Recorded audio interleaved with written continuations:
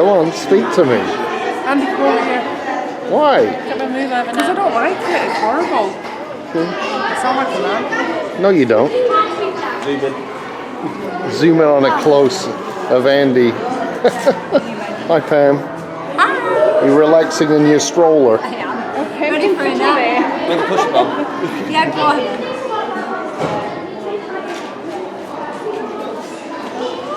This is the old days of cotton mills.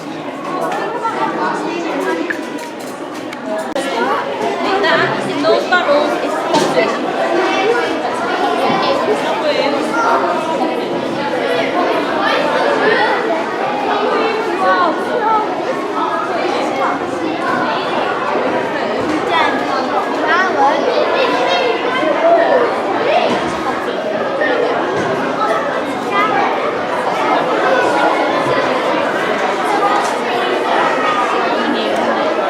For bags, sacks, aprons, things like that. But to be honest, if you know how to make this, you know how to make your jeans, your t-shirt, your socks, your underpants. Alright? Yeah, underpants. Pretty much everything, yeah? So you have a pretty good idea. No, I'm knickers. Sorry? I said I'm knickers. I said underpants, yeah? Can you believe it? So, why are we talking about cotton fur? Well, first let's start with the basics. That fluffy stuff in your hands, let's see who's feeling clever today. That fluffy stuff in your hands, where do you think we get it from? Do we get it from an animal, a plant, or do we dig it up from the ground? After 3, shout which one you think it is, okay? 1, 2, 3! What do you think, Hazel? Plantable! It is on that picture there, very clever, sir. Here we go, here's a cotton plant. This is a rather dead cotton plant. It's like the worst bouquet of flowers I've ever received, really, isn't it? This is the cotton plant. This grows to be about 1.5 meters, 2 meters tall, depending on whereabouts in the world you are. And this grows all over the world. So places like the southern states of America, North Africa, the Middle East, India, Pakistan, Bangladesh, China, Russia, Australia, but not Manchester. We can't grow cotton in Manchester, so why on earth are we talking about cotton in Manchester? Well, you can't grow it here, but you can process it here, you can do stuff with it. Right. You need sunshine to grow cotton. Do we get sunshine in Manchester? No, not really. What do we normally get in Manchester? We get lots of rain. Lots of rain, don't we, okay? Or snow, sir, yeah, just recently lots of snow as well. Hail. Or hail, yeah. All the weather. So yeah, so lots of wind and rain, folks. And you need that. If you ever try to thread a needle, you know the best thing to do is to lick the end of the cotton, bind that fibres together, and it goes through much easier. It's the same idea here, okay? Bit of wetness helps that cotton fibre to stick together. Now, most of the cotton coming into Manchester came from the southern states of America in the 1800s. Unfortunately, that did mean it was grown and picked by slaves, they're people who aren't being paid for doing the job. So that's not very nice, is it? But nowadays, thankfully, we use a combine house that comes along, nips the top off, and takes it off to be processed. So the first place it comes to in our mill is where you're standing right now. This machine here is called the hopper feeder scutcher. It's a cleaning machine, basically. It takes that cotton, it beats all the dirt, all the grime, all the horrible stuff out, and it leaves us with nice clean cotton. Now, this is that dirty cotton that falls out the bottom. Ugh, I know. This is called trash. Okay, that's where we get the word trash from. Now, it's very dirty. It's full of seeds, dead bugs, leaves, bird poo, pretty much everything, really. Not very nice, but we're not going to throw it away, because we can use this. We're going to use this for stuffing soft toys and mattresses. So if you're a Victorian child, chances are this is what's inside your teddy bear. Can you believe it? All the clean stuff comes out the front. It comes out as a big flat sheet that we can roll up like a Swiss roll, and then we can take it to the next stage of the process. Now, that machine does work, but we can't put it on for you because it's too dusty. If you worked in this room in the 1800s, you breathe that dust all day long, and it gets stuck to your lungs. It can cause horrible diseases. We don't want that for you today. Let's move on to a machine that we can switch on for you, and that's the carding engine right here. Now, you're all a bit squashed, so I won't ask you to budge up, but the business end is actually that end. So, in a minute, when we move on a little bit, make sure you have a look at the carding engine as you come past, okay? It's what it does.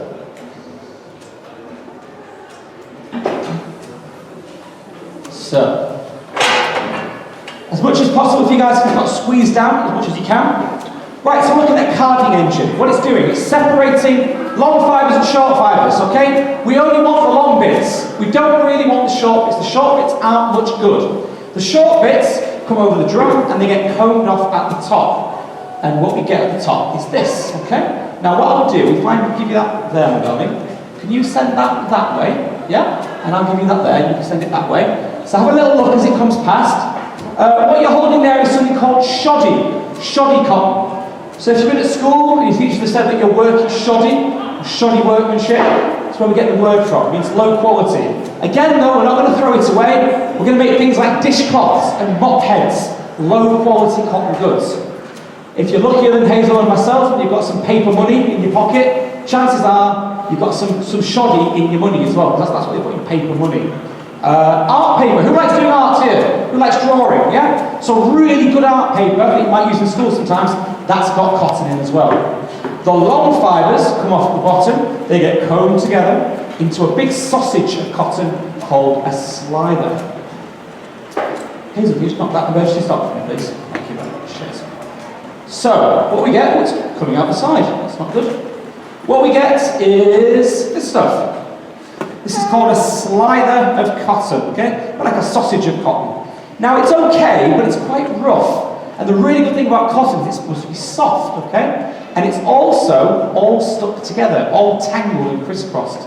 That's no good. So we're going to take it to the next machine, and we're going to straighten those fibres out. So again, if you can squeeze down as much as possible, well, it's quite tricky, isn't it? Squeeze down, guys, squeeze, fill all these gaps in for me. That's it. That's someone's packed lunch there. Alright, so the machines do get a bit more exciting for us as well. They do get a bit more dramatic as we go along. So, 6 cans of slab going at the back. They're going to pass under a set of rollers, and that's going to give them a little pull and a little tug, and it's going to straighten them out, okay? Let's get it switched on for you so you can see how it works. It's not the most exciting, but it is a really important part of the process. So 6 going in, being pulled and tugged combined into one at the front, okay? What we end up with, if I can find it, someone's moved it. Someone's moved it, Hazel. It's moved it over there. Goodness me. We'll get away for a few days. Right, so we started with that slide over there, and we've now got. Oh, where are you going? We've now got this slider, which looks pretty much identical to what we started with, okay? But it is a little bit different. Because now it's much softer, it peels apart, the show gets better, honest guys. It peels apart nice and easily, like that. And, the difference is this time though guys, any degree of force or wind, and the whole thing just falls apart, okay? Nice and soft, very weak. Now imagine that's your underwear. Imagine that's your t-shirt, your socks, your t-shirt. Not much good on a wet day in Manchester, okay? So, what are we going to do about it? Well, we're going to add some friction. Can you guys put your hands together for me? What you're creating there is friction, a rubbing force. What we're going to do here is we're going to twist it. We're going to take that cotton and we're going to twist it, because by twisting it, we increase the friction between the fibres. They can't slide over each other, and it becomes really fast. Who's feeling strong? Who's feeling strong? You look strong. I'm going to get the other end of that for me. So pinch it where it's twisted. Ready? Pull! Pull! Oh! Yeah, it's very strong, isn't it? That middle bit's very strong, isn't it? If I take the twist out, it comes apart very easily. Right, so let's put that twist on this next machine round here. So can you guys come all the way over? This one gets a bit noisy, folks. It's sensitive to noise, just better. All the way over the bridge, folks. There's a big gap over here. I promise you'll be able to see better there than you will over there. So squeeze round for me. Squeeze round. That's it. Right, okay. So, what you're looking at here, guys, is a pair of speed frames. They're going to put that twist on that we need. The first one we're going to use is this one here. Now, as you can see, it's something I'm going to maintenance on. We're not going to put this one on for you. The slider goes in at the back, passes under a set of rollers, like that one. And it comes out onto a spinning flyer at the front. This is going to spin out. Put your hands up for me, guys. Show us spinning. Faster, faster, faster, faster. Do it again. Stop. Hey. What we make is this stuff. Alright, this stuff is called slubbing. Can you say that for me? Slubbing. Fantastic word, okay? Looks a bit like wool, doesn't it? Can I look at this? If I break a little bit off, you can pass it along for me, yeah? There you go. So it's a bit like wool, but it's not very strong. So we're going to take our slubbing to a second speed frame. And this time, we're going to combine two from the top down into one at the bottom. So again, we're spinning it, we're twisting it, we're making it a little bit stronger and a little bit thinner. What we end up with is something called roving. Okay? So we've gone from slider to slubbing to roving. And that's what it looks like. Okay? Now, I'll show that roving a bit more detail in a second. Let's get this machine switched on, because that's what you're here for. What I'd like you to do is to see if you can spot what's dangerous about this machine. It's easier to spot what's not dangerous, to be honest. So especially you guys, see if you can spot what you think is the worst thing about working with this machine, okay? The belt.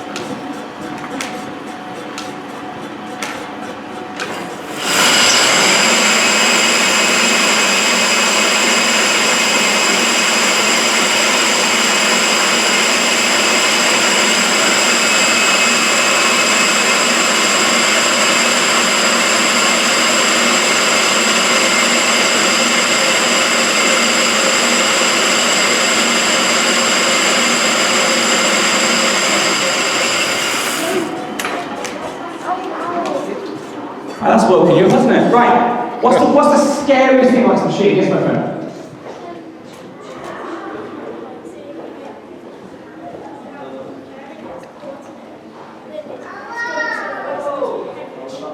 You are completely right, sir. Look at this, look.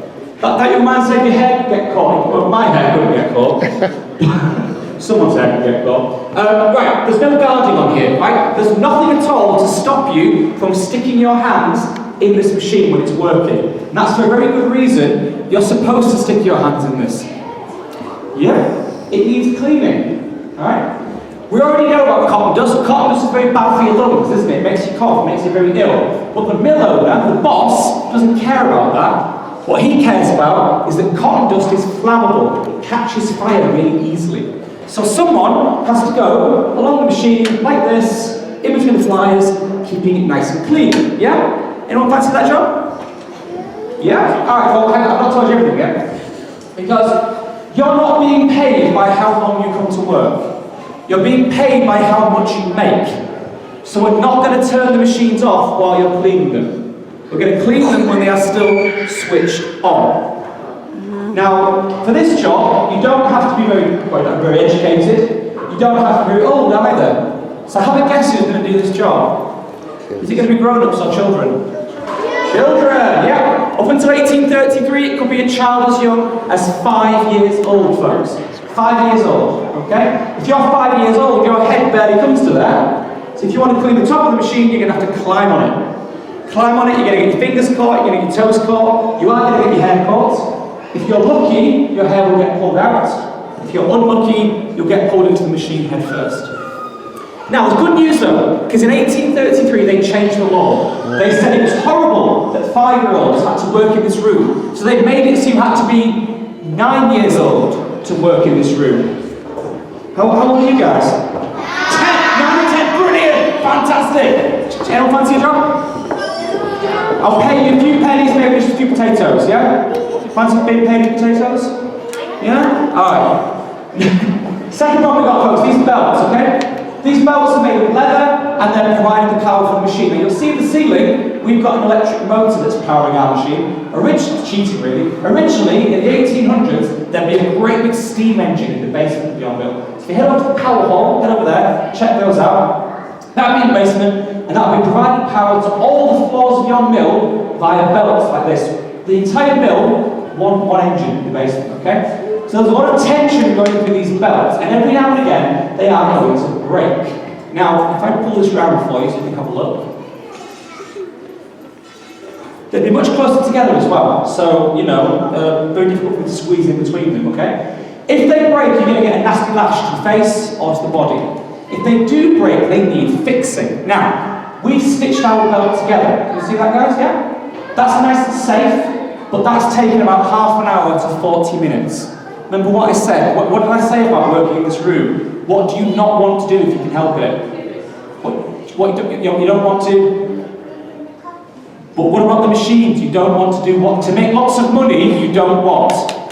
Turn them off. Don't want to turn them off, sir. Fantastic. So if we've got a broken belt, we can't faff around for half an hour stitching it. So what we do is we get a leather patch like this, we put it over the brake, we use metal studs, bang, bang, bang, bang, and away we go. It's taken about a minute, 2 minutes. But now, we've got little bits of metal sticking out. Have a little feel of that. I'll go down the line and have a little feel. There you go. So they're sticking out of the belt, okay? Yep.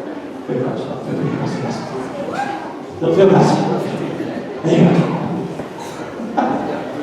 That's not worth it, is it? That's not worth the price of donation, guys. I don't know what it is. Right, I'll come this side as well. So imagine you've got a few of these. Can I have a little film, madam? There you go, fantastic.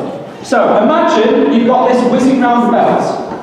Imagine we're also not going to change the belt. You can't see. There we go. All right. Quick feel, guys. I can't see. I didn't get to. Well, if you're desperate at the end, guys, give me a little feel at the end. Imagine we have quite a few of these going around the belt at any one time. We've gone from a nice smooth piece of leather to a chainsaw, effectively. And if you're walking past the belt and you get caught, a number of things can happen. If you're lucky, your clothes will get ripped. My arm could get caught in the belt, it could get jerked upwards, I could get dislocated, maybe even pulled off.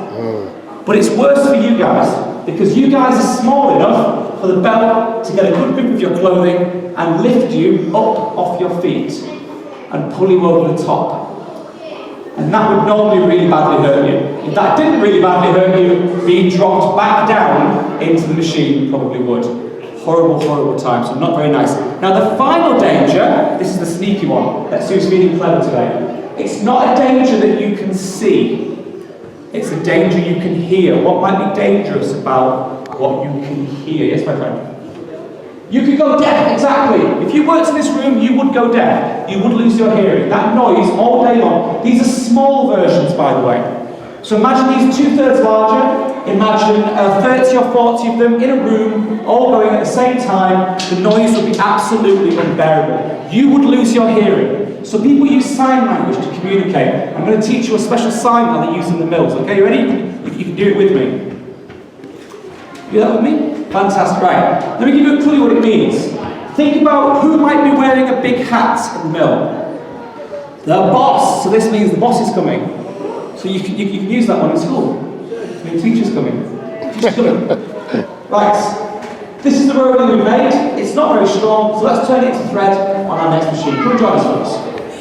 Move to the top floor of the mill now. We've moved to the spinning room, and we're looking at this machine right here. This is called a spinning mule. Okay? A mule is a mixture of a horse and a donkey. Well, this is a mixture of a spinning jenny and a water frame. Okay? Again, this is a small one, believe it or not. The ones in the mill could be 10 times longer. So imagine going all the way to the doors at that end and all the way to the doors at that end. Okay? Huge machines. The one here and one where you're working as well, where you're standing as well. We're going to take our rolling, it's going to come onto this roller and onto a spindle at the bottom. These spindles are going to spin, and at the same time, the carriage is going to come rolling out. As it rolls out, we're going to spin and twist the thread, and when it goes back in again, we're going to gather it up. Okay? Now, working in this room, we've got a few different people. So if you get bored in school sometimes, we've got some jobs for you, alright? This fella here is known as the spinner. He is one of the highest paid people in the entire mill. It will be a boy's job. Any of you boys fancy being a spinner? Get paid loads of money? Yeah? Excellent, cool beans, right. Well, it's hard to do on your own. So out of your wages, you're going to hire people to help you, okay? So this lady here and this lady in the background are known as piecers, and this would mainly be a girl's job back in the day. Not because girls couldn't be spinners, but that's just the way it was. So, this lady here, this is what their job is, guys. They walk up and down the mule all day long. They check for any broken threads. If she sees a broken thread, she's going to go in, she's going to lick her finger, and she's going to twist those threads back together again. So you're walking in and out, up and down the mule all day long. Any of you girls like walking? Who likes walking here? Yeah? Do you fancy walking 20 miles in one room in one day? No, I wouldn't have thought you would. Now this is probably going to be the spinner's wife, or his daughter, or his sister, because he wants to keep the money in the family. He doesn't want to start giving money out to other people, okay? But there's one more person on this picture here, and that's the scavenger. Now, the scavenger, it looks like an adult man, doesn't it? It looks like maybe like a big teenage boy, maybe? That's rubbish. Because this person has to wait for the carriage to roll out. They have to climb in on hands and knees, clean up any dirt, any grime, any oil, and then get out before the carriage slams closed. For that, you have to be as small as possible, and you have to be as fast as possible. So we're going to give that job to... William! William, let's give it to William! Yeah, where's William? That's a damning assessment, William, isn't it? Right, children! That's what I was after. We're going to give it to children, alright? Now, this would not be related to the spinner or the piecer, because no parent is going to put their own children under a mule. It's too dangerous. This would be an orphan. This was someone without a mum or dad. So someone who's working for a few pennies, maybe just working for something to eat and somewhere to sleep. It was essentially slavery, but we didn't call it slavery, we called it an apprenticeship. A nicer word for it. Right, I've waffled on. Let's get the mule going. So again, we're using an electric motor today, folks. You can see the ceiling there. Originally, it would have been a steam engine, like I say. What I'd like to do is to see how long that scavenger's got to get in, clean up, and get out again, and also see if any of these ends break. You are a parent, imagine putting your own children into this machine.